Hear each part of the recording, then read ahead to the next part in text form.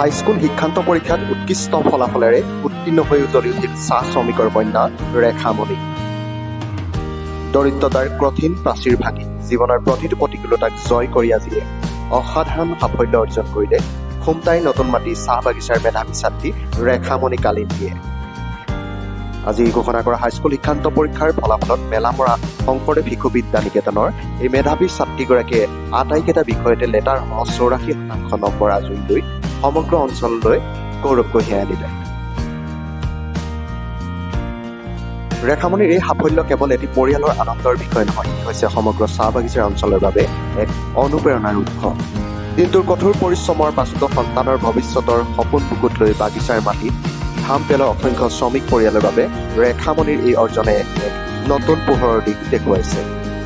ৰেখামণিৰ পিতৃ ভৰত কালিন্দীয়ে নতুন মাটি চাহ বাগিচাৰ এজন সাধাৰণ চাহ শ্ৰমিক। দৈনিক অতি সামান্য উপাৰ্জনেৰে পৰিয়ালটো চলাই নিয়াৰ লগতে কন্যাৰ পঢ়াৰ খৰচ বহন কৰা তেওঁৰ বাবে সহজ কথা নাছিল। তথাপি তেওঁ কোনোদিনেই কন্যাৰ শিক্ষাৰ প্ৰতি আপোচ কৰা নাছিল। প্ৰতিটো কঠিন মুহূৰ্ততে কন্যাক উৎসাহ দি আগবঢ়াই নিছিল, এই বিশ্বাসেৰে যে শিক্ষাই কেৱল পৰিস্থিতি সলনি কৰিব পাৰে। পিতৃ মাতৃৰ সেই কষ্ট আৰু আস্থাক সন্মান জনাই ৰেখামণিয়ে অক্লান্ত পৰিশ্ৰম আৰু একান্ত মনোযোগেৰে অধ্যয়ন কৰি গ'ল আৰু অৱশেষত আজি তাৰ মিঠা ফল পালে গোটেই পৰিয়ালে। ফলাফল ঘোষণা হোৱাৰ পাছত পিতৃ ভৰত কালিন্দী আৰু মাতৃৰ চকুৰ পৰা আনন্দৰ অশ্ৰু টুপ টুপকৈ বৈ পৰিল। বছৰ পিছত বছৰ ধৰি যি সপোন ফুটি ৰাখিছিল, আজি সেই সপোন সত্য হোৱা দেখি তেওঁলোকৰ হৃদয় আনন্দত পৰিপূৰ্ণ হৈ পৰিল। ৰেখামণিৰ এই সাফল্যত বিদ্যালয়খনৰ শিক্ষক শিক্ষয়িত্ৰী, চুবুৰীয়া আৰু বাগিচাৰ সকলো লোকে আনন্দ প্ৰকাশ কৰি তাইক অভিনন্দন জনাইছে। ৰেখামণিৰ ভৱিষ্যতৰ সপোন হৈছে এগৰাকী দক্ষ চিকিৎসক হোৱা। চাহ বাগিচাৰ শ্ৰমিকসকলে চিকিৎসাৰ ক্ষেত্ৰত যি অসুবিধা ভোগ কৰে সেয়া ওচৰৰ পৰা দেখি তাইৰ মনত চিকিৎসক হোৱাৰ বাসনা জন্ম লৈছে। কিন্তু চিকিৎসা শিক্ষাৰ ব্যয়বহুল পথত আগবাঢ়িবলৈ কেৱল মেধাই যথেষ্ট নহয়, প্ৰয়োজন আৰ্থিক সহায়ৰো। এই প্ৰসংগত পিতৃ ভৰত কালিন্দীয়ে আৱেগিক কণ্ঠৰে ৰাজ্যৰ মুখ্যমন্ত্ৰী আৰু খুমটাই সমষ্টিৰ জনপ্ৰতিনিধিলৈ কাটৰ আহ্বান জনায়।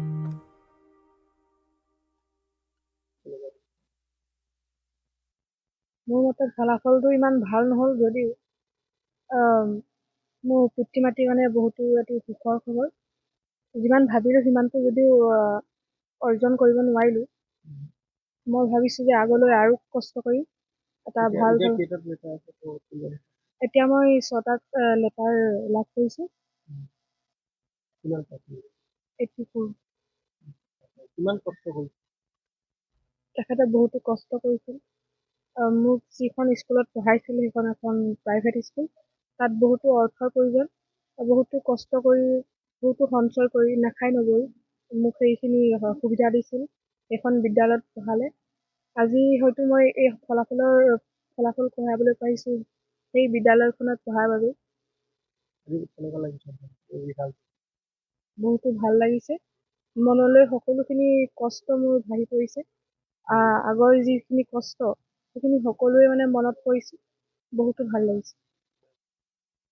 তেওঁলোকে বহুতো কষ্ট কৰিছিল, মোক পঢ়াৰ বাবে সকলো সুবিধা কৰি দিছিল। পঢ়িবৰ সময়ত যাতে একো অসুবিধাৰ সন্মুখীন নহয় তাৰ বাবে সকলো সুবিধা কৰিছিল। তেওঁলোকে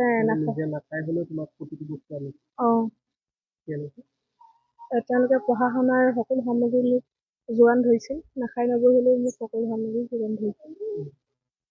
ভৱিষ্যতে এজন মই ডক্তৰ হোৱাৰ সপোন আছে। এতিয়া মই ৰিলায়েন্স কলেজত নামভৰ্তি কৰিম বুলি ভাবি থৈছোঁ। মোৰ যি সপোন তাত সেই সপোন মানে সম্পূৰ্ণ কৰিবলৈ মোৰ মা দেউতা যদি সক্ষম নহয়, মই অসম চৰকাৰ তথা মুখ্যমন্ত্ৰী আৰু বিধায়ক ডাঙৰীয়াক সহায় সহযোগ আগবঢ়াবলৈ আহ্বান জনাইছোঁ। তেতিয়া 10:30 যেতিয়া ৰিজাল্ট ঘোষণা হ'ব বুলি পেলাই মই গম পাইছিলোঁ, তেতিয়া মই আমাৰ হাউতলী নতুন মাটি ছেকশ্যন নম্বৰ 23ত মই কৰ্মৰত অৱস্থাত আছিলোঁ বাগিচাত। সেই সময়ত মোৰ সহবন্ধুজনে ইয়াৰ ৰোল নাম্বাৰটো মানে অনলাইনত চেক কৰি 6টা লেটাৰ হৈ কিনে উত্তীৰ্ণ হৈছে বুলি কৈছে SLC পৰীক্ষাত। তেতিয়া মই খুব আৱেগিক হৈ কান্দিছিলোঁ।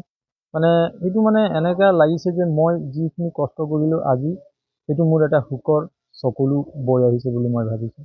আৰু সেই মানে সেইটো সময়ত মানে ধৰি লওক তাই যেতিয়া মই প্ৰথম শ্ৰেণীত এডমিশ্যন দিছিলোঁ তেতিয়া মোৰ কোনো মানে টকা পইচা বহুত অভাৱ আছিলে। সেই সময়ৰ পৰাই মই গম পালোঁ যে ইয়াতে যদি ভৱিষ্যতে ভাল হ'ব তেতিয়াহ'লে আমি ত্যাগ দিব লাগিব। আমি বহুত কষ্ট কৰিছোঁ নিজে নাখাই নবৈ। কাপোৰ কানি কোনোবাই যদি ভাল পিন্ধে আমি সেই টাইমত কাপোৰ কানি ভাল নিপিন্ধো, যাতে এইটো টকাৰে আমাৰ যিখিনি মানে ছোৱালীজনীক দিব পাৰোঁ, আমি এনেকৈ ত্যাগ দিছোঁ। আৰু